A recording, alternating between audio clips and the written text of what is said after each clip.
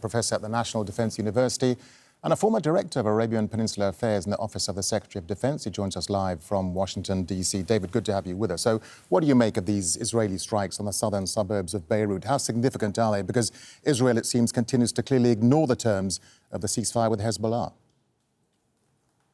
Well, I haven't seen any information on this, so I've just did a quick scan. But I imagine that the strikes are directed against Hezbollah, not against the Lebanese government or the Lebanese people. In the past, when Israel has done this, they've usually cited that they found a concentration of weapons that they view as a threat to Israel. So the last strike 3 days ago was against what they described as a drone storage facility. It is important to bear in mind that a ceasefire doesn't mean that you ignore, that the organization Hezbollah can reconstitute itself with impunity.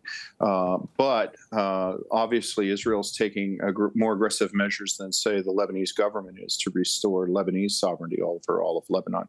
I think that this will be more unpopular in southern Lebanon and in Shia Lebanon areas. I think that in other areas of Lebanon which resent the Hezbollah presence, it will probably not be as unpopular.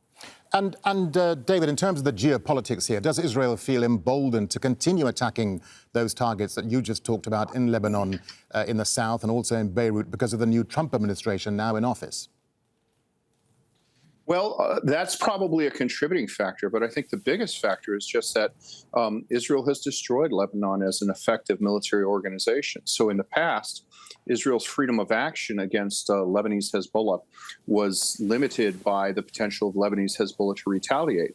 And what we've seen is that with the removal of Hezbollah's support base and their main IRGC support base in Syria, and then the destruction of most of Lebanese Hezbollah's leadership, Israel feels that it will not pay a military price for action against Hezbollah command facilities or weapon facilities or whatever it is they're targeting.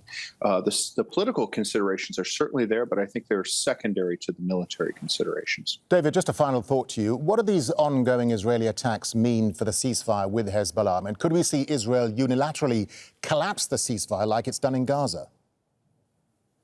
Yeah, I'm not sure. The difference is in Lebanon, you actually have an internationally supported government that is an alternative to Lebanese Hezbollah, whereas in Gaza, there really is nothing other than Hamas. So I think that the political line that Israel has to do is that it wants to attack Lebanese Hezbollah's military capacity while not undermining support for the Lebanese government, which both Israel and the United States expects to establish sovereignty and basically, prevent Lebanese Hezbollah from reconstituting the state within a state that existed before last year.